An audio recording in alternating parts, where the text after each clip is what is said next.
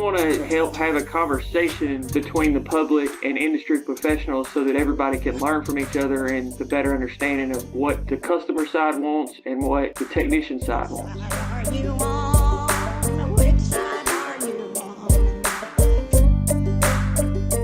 Adam, I believe we've got Zach in the Zoom now, right? Yeah, I think so. Let me make sure I can get him on camera and everything. Yeah. Fantastic. Awesome. Yeah, so Zach is the founder, and I'm not totally sure what other titles you have. I think executive director at the Automotive Free Clinic, which provides free and low-cost car repairs to people in need down in Montgomery. Zach, welcome back to the program. Thanks, guys. I just wanted to start off by saying how much I appreciate y'all. I know how hard it is to build something from scratch, and y'all have built an important media outlet in Alabama where there's nothing here to cover labor and working class issues. So I want to just speak to how much we at the Automotive Free Clinic and workers across the South really appreciate what y'all do. Hell yeah, really appreciate it. that, man. Yeah, so let's start with telling us a little bit more about the Automotive Free Clinic, because it has been a while since you've been on the show. For folks who maybe don't remember, tell us a little bit about what y'all are, what you do for folks. Yeah, we're a 501c3 registered nonprofit automotive repair shop. We essentially do automotive repair at cost, and we don't mark up the parts at all. We can't mark up the parts legally. And if people want to give a donation for the labor, we do tell them how much it's worth, but it's totally voluntary. And we've been in business since May of 2020, so almost 4 years, March of 2020, excuse me. So it's been almost 4 years, and in that time, we've repaired almost 500 vehicles. That's awesome. We moved into a 6-bay shop last year. And in that 1 year, we've done 160-something vehicles, which is about double what we were doing a year previous to that. So we've done pretty well. I mean, money's tight, and anytime we're all volunteer organization. We do get a little bit of stipend here and there when we got the money, but pretty much all volunteer organization. Everybody's real dedicated. Joe Fontaine, Christy Wells, Joe Smith, Andy Wells. All great people, they're all workers, some retired workers, but other types of workers. And, it's built by the working class for the working class. So we're real proud of what we've accomplished, we couldn't do it without all the people that have helped us. We've had almost 1,000 individual donations like y'all. Individual donations are our biggest revenue stream. And we are thankful for every single person who has donated even $5. So, the way that the community has stepped up with us, especially our church, First Christian Church of Montgomery, the way they've stepped up for us is just nothing short of amazing, and maybe even a miracle. Yeah, so that's awesome. That's pretty much the story of the Automotive Free Clinic. Yeah, I think that's fantastic. Just to hear about, the growth, and you're right, it's so hard to sustain a project like this for the long haul, and it's always hard to fund it, but yeah, really applaud what you're doing, and I know it's making a difference. Hundreds of folks who have experienced car repairs now, and that's just fantastic. I love to see the mutual aid in practice. And you do have an event coming up. That's why you're here. Wanted to talk a little bit about an event you're hosting on trends in the automotive repair industry. So tell us a little bit about the event, what you have going on, and why folks should be interested. Yeah, the purpose of the event is to, what John Haney said, who's one of the panelists, is to demystify auto repair. And even in our shop, which is set up really to be beneficial to the customer, people are still confused and sometimes upset about how much auto repair costs, how long it takes, that sort of stuff. Right. And we want to facilitate a conversation between industry professionals and the public so that we can see that we're all human beings and that we're all doing the best we can, and maybe sort of dig out of the hole we're in the automotive repair industry. Some of the distrust is because of the business model of the automotive repair industry, which I don't think is very beneficial to techs, service writers, or customers. But that's Right. another story. Our panelists are Jesus Abete of Advanced Auto Parts. He's our parts specialist. Christy Wells, who is our office manager and service writer at the AFC. John Haney, who is the owner of Liberty Automotive in Argo, Alabama. He's also a master technician. And Neil Ham, who is a Lexus Tech in Montgomery. And he's almost a master technician. I think he lacks one certification to be a master. So we got some real good technicians, pretty experienced people. And we're hoping maybe we can get a tool specialist on to talk about, it's expensive. Tooling in a shop is really expensive. I would say that we have in our shop, between all of our boxes and the specialty tools that we probably have $100,000 worth of tools in the shop. And, I don't think people understand that kind of investment, and we still don't have all the tools we need. We're working on the floor. We don't have lifts. We don't have a tire machine. We don't have a balance machine. Our air conditioning machine is iffy. So I want people to be able to understand that, it is really expensive to work on these modern cars with all the electronics that are on them. And it takes a wide range of knowledge to be able to effectively work on a vehicle these days. If you buy a new 2023 car, that car is going to have probably upwards of 50 computers on it. And all of those computers talk to each other. And if one of them goes down, it's very possible the car won't even start. So, we want to try to help have a conversation between the public and industry professionals so that everybody can learn, have a frank conversation, so everybody can learn from each other and sort of walk away with it with a better understanding of what the customer side wants and what the technician side wants. Hey, 5 seconds. Just wanted to say that this is only possible because of our donors. If you want to see more of this, then consider donating yourself at tvlr.fm/donate. Yeah, something that comes to my mind in you describing this, and talking about these trends is I remember growing up, my grandfather could fix pretty much anything that went wrong with his truck, right? And if, my parents' car, something happened, he was that resource. And I think so many families had that kind of resource, an uncle or grandpa, a dad, somebody in the family who could fix your vehicle. And that's becoming increasingly rare to even, to have the skill set in your family, and then also to have the appropriate skill set to meet today's vehicles. Like you said, with the computers and everything, it's just not what it used to be.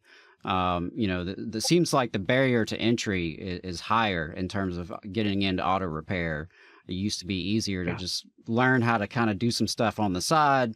Yeah, maybe you couldn't do everything, but you could fix a little bit of stuff, and that's increasingly difficult to do. So, and I think that's that speaks to the importance of what you're trying to get out with this event, and what you're doing with the free clinic as well. Because it is a trend that we're experiencing as working people, because especially in Alabama, I mean, hell, we have to have a car to get anywhere, right? To get to work, to get to, the store, to pick up our kids, to take them to school, the whole thing. It's, you cannot survive without a vehicle in Alabama. It's just so difficult. And so that's why I think it's so relevant to working people. Yeah. Yeah, I think what we do is a really important service. And yes, I have a PhD from Berkeley, and I have 4 ASE certifications. I compare one of those ASE certifications to the amount of knowledge I had to have for that one PhD. So if you are a master tech, to me, it's like having 9 PhDs. So I hope people understand the level of it. It's not just a physical job. It is a physical job, but it's not just a physical job. It's a very intellectually challenging job to understand how all of these systems work and how they work together to make the car run. I mean, most modern cars have a computer for their headlights. Can you believe that? Right. A computer for your headlights. They have a computer for your lift gate. They have a computer for your door windows, and there's a computer for everything. And they're all hooked together on what's called the CAN bus, and they all talk to each other. And the ABS talks to the traction control, talks to the transmission. They all talk to each other. And if one of them's out, you got to figure out which one ain't talking. And it's a big time challenge to be able to diagnose vehicles. And I know people who to help customers will charge a hour and a half diag on a diag that took 5 to 6 hours. And they're just trying to help customers out. And I know a lot of people do that. And then techs get upset about it because they spent 5 hours working on something and only got paid for 2. So that's why I'm talking about the business model is kind of not good for techs. It's not good for customers. Sort of kind of is only good for owners. And, I'd like to work through some thinking about how we could transform that business model into something that's good for everybody. Yeah, absolutely. And I appreciate you having those kind of conversations and like trying to get that out there. And was there anything else you wanted to put out there, either about the event or just in general about, what you have going on with your project? Yeah, we have a network of mutual aid and educational organizations called the Educational and Economic Resource Organizing Network, an organization in Sand Mountain called Sand Mountain Cooperative Education Center that's helping develop cooperatives, which is sort of relevant to what you guys talk about because unions and cooperatives are like sibling type organizations, both workplace democracy. We have disaster relief, farming, educational organizations, auto repair. There's like 7 organizations in the network, 7 or 8 organizations in the network. And I'm curious if there's opportunities between our mutual aid and educational network and unions to create wraparound services for working people in some sort of collaborative project. I know unions have worked on housing co-ops in the past. Unions have stretched out and done a lot of different types of things in the past. And I'm curious if our union brothers and sisters would be interested in helping us build some wraparound services. And this could be especially helpful during strike situations where the money's tight and, we could sort of put something together. Along those lines, we're in a mess in this country. Like it's a mess. Right. It's a mess. And I think unions and mutual aid are kind of the only way it's going to get fixed. Working people doing working people things is kind of the only way it's going to get fixed. And creating these wraparound services with new institutions and unions being one of those institutions could be a way to start saying, hey, why don't we try something different? Because what we're doing ain't working. And it really ain't. And so, I wonder if there's a chance to have some conversations with some union members, some union leaders about, trying to create a new set of institutions that could actually support working people. Yeah, I've been having those same thoughts, and you and I will definitely be continuing those conversations because I think there's a lot of potential there. I think especially when we look back at labor's history, when labor was at its peak, and the types of services they were providing, and the ways they were in the community, and the ways working people were taking care of other working people, and building our own institutions, and also taking care of our own resources. And being less reliant on the system, so to speak. And I think that's going to be increasingly important for us.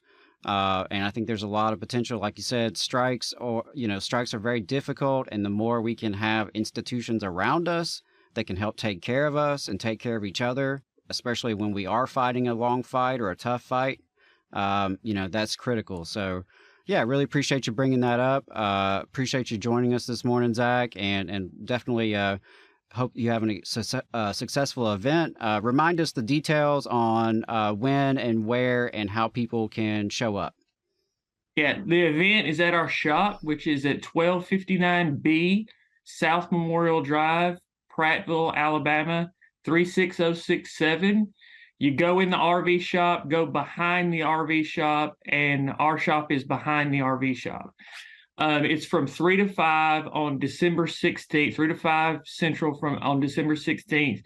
There are virtual options. You can go to my Twitter page at Redneck Activist, and there's a link there. There's also a link on the Automotive Free Clinic page on Facebook where you can sign up if you want to attend virtually. We would prefer people to attend in person if possible, because we're trying to get some people from across the country to attend virtually, and there's only 30 slots available. So if you can attend in person, please come down and see us. You know, it's going to be a fun day, a good opportunity for everybody to have a good conversation. But if you can attend in person, please register online. It's only $15. And looking forward to seeing you on December 16th. And Zach, where can people, if folks aren't going to can't make it to the event, but they still want to donate to the Automotive Free Clinic, where can they do that? AutomotiveFreeClinic.org. Thank you. Awesome. And you can also donate on the event page. You can donate both on the event page and on AutomotiveFreeClinic.org. Okay. Awesome. Great. Well, thanks so much, Zach. I really appreciate it. Wishing you well. And yeah, we'll talk soon. All right. Thanks, y'all. Great. Appreciate that. Yeah. I just love that idea. I think it's great the more we can do mutual aid as working people, it's very important, especially as conditions just seem to get worse year after year, right? So, love those kind of projects, and anything we can do to elevate them, I think is really good. You just saw a clip from the Valley Labor Report. We are live every Saturday morning from 9:30 a.m. till 12:30 p.m. And we pride ourselves on keeping all of our content free to everybody so that we can talk to as many working folks as possible. If you support the work that we're doing, you think that it's important, you think that it's good, then consider making a monthly contribution to the project, and you can do that on our website, tvlr.fm.